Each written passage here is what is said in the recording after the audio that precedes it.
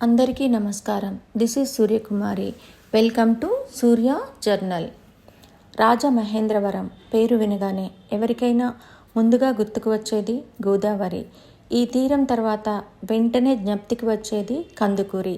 అఖండ గోదావరి ప్రవహించే పవిత్ర ప్రదేశంలో సంస్కరణల సునామీ సృష్టించిన కందుకూరి వీరేశలింగం సేవలు స్ఫురణకు వస్తాయి.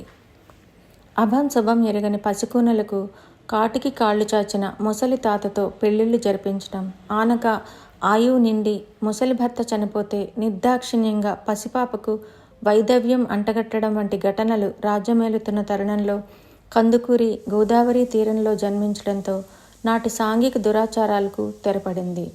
1848 ఏప్రిల్ 16న రాజమహేంద్రవరం వంకాయలవారి వీధిలో జన్మించిన కందుకూరి వీరేశలింగం పంతులు ఊహ తెలిసిన నాటి నుంచి సమాజంలో జరుగుతున్న బాల్య వివాహాలు, స్త్రీలు విద్యకు దూరం కావడం, కేవలం వంటింటికి మాత్రమే ఆమె జీవితం పరిమితం కావడం వంటి సామాజిక కట్టుబాట్లను స్వయంగా చూసిన కందుకూరి వాటిపై పోరాటం చేయాలని చిన్నతనంలోనే సంకల్పించారు.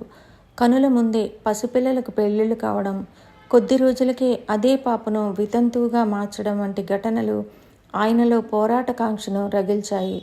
నాటి సాంప్రదాయాలు కందుకూరిని సైతం వదిలిపెట్టలేదు. ఆయనకు 13 వయసులో ఉండగా 9 బాలిక రాజ్యలక్ష్మితో వివాహం జరిగింది. బాలిక వివాహం వల్ల కలిగే అనర్థం గురించి తెలిసిన కందుకూరి తన భార్య విషయంలో తొలి సంస్కరణ చేపట్టి ఆమెను విద్యావంతురాలిగా తీర్చిదిద్దారు. విద్య పూర్తి చేశాక ఒకవైపు కుటుంబ పోషణకు ఉద్యోగం చేస్తూనే సమాజ హితం కోసం బాటలు వేశారు. భర్త చేసే ప్రతి పనిలో తానున్నానంటూ రాజ్యలక్ష్మి ఆయన వెంట నడిచారు. కందుకూరి చేపట్టిన సంస్కరణలకు తన వంతు చేయూత అందిస్తూ బాసటగా నిలిచారు. అభం శుభం ఎరుగని చిన్నారుల జీవితం అసంపూర్తిగా ఉండకూడదని, అందరిలా వారు సంతోషంగా ఉండాలని కోరుతూ కందుకూరి జన్మించిన వంకాయలవారి వీధిలోని ఆయన జన్మగృహంలోని తొలి వితంతు వివాహానికి శ్రీకారం చుట్టారు. 1881 డిసెంబర్ 11న తొలి వితంతు వివాహం జరిపించారు. ఆయన చేస్తున్న వితంతు వివాహానికి అభ్యంతరం చెబుతూ నాటి పెద్దలు పెద్ద ఎత్తున ప్రతిఘటించారు. కార్యక్రమం జరగకుండా అనేక విధాలుగా కందుకూరి దంపతులను బాధించారు. నాటి బ్రిటిష్ పోలీసుల సహకారంతో గోగులపాటి శ్రీరాములు, గౌరమ్మలకు తొలి వితంతు పునర్వివాహం జరిపించి సంస్కరణకు తెరతీశారు. ఈ విషయంలో కందుకూరి దంపతులను సమాజ బహిష్కరణ చేశారు. అన్నింటినీ చిరునవ్వుతో ఎదుర్కొన్న కందుకూరి తర్వాత కాలంలో అనేక మందికి వివాహాలు జరిపించారు. బాలికా విద్యను ప్రోత్సహిస్తూ ప్రత్యేకించి పాఠశాలలు ప్రారంభించారు. సమాజంలో నిరక్షరాస్యత తాండవిస్తున్న కారణంగా వారిని చైతన్యం చేసేందుకు నాటక రచన, ప్రదర్శనలు నిర్వహించారు. సామాజిక దురాచారాలను ఎండగట్టేందుకు వివేకవర్ధిని పేరుతో పత్రికను ప్రారంభించారు. తన భార్య రాజ్యలక్ష్మికి గులాబీలంటే మక్కువ ఎక్కువ. ఆమె కోసం తోటను పెంచాలనే కాంక్షతో 1905లో ప్రస్తుత వైజంక్షన్లోని ప్రాంతంలో విశాలమైన స్థలం కొనుగోలు చేసి వారు నివాసం ఉండేందుకు భవనం నిర్మించారు.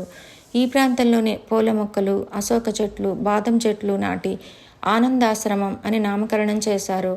ఉదయం, సాయంత్రం సమయంలో తోటలో కూర్చుని సేదదీరేవారట. వారు ఇక్కడే నివాసం ఉండడంతో ఇదే ప్రాంతంలో వితంతు శరణాలయం, వితంతు వివాహాలు జరిపించేందుకు వేదిక నిర్మించి ఇక్కడి నుంచే కార్యకలాపాలు నిర్వహించేవారు.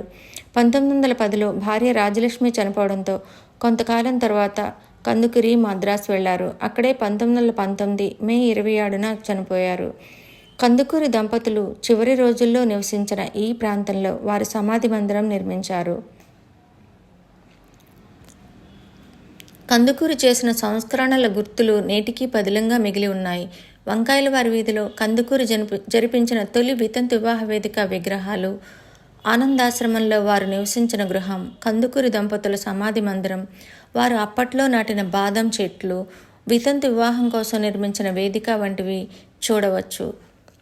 ఎప్పుడూ 150 ఏళ్ల క్రితం అభ్యుదయ భావాలతో సమాజాన్ని చైతన్యం చేయడం కోసం తన జీవితాన్ని అంకితం చేసి స్త్రీ విద్య, అక్షరాస్యత, నిరుపేద విద్యకు చేయూతను అందించారు. మరి నేటి ఆధునిక సమాజంలోనూ స్త్రీలపై కొన్ని చోట్ల అవే అఘాయిత్యాలు జరుగుతున్నాయి. వరకట్న వేధింపులు, గృహ హింస, అత్యాచార ఘటనలు వంటివి ఎక్కువవుతున్నాయి. ఎంత విద్యాధికురాలైనా అత్తింటి వేధింపులకు, భర్త అహంకారానికి బలవుతోంది. ప్రత్యేకించి స్త్రీల కోసం ఎన్ని చట్టాలు వచ్చినా నిత్యం దేశంలో ఏదో ఒక మూల మహిళలపై దాడులు జరుగుతూనే ఉన్నాయి. స్త్రీ విద్యావంతురాలు కావాలి, ఆర్థిక స్వావలంబన సాధించాలి, సమాజంలో గౌరవంగా బతికేలా చేయాలనే ధ్యేయంతో కందుకూరి దంపతులు చేసిన సంస్కరణలు, వారి త్యాగం నేటికీ వనితలకు అందని ద్రాక్షగానే మిగిలింది.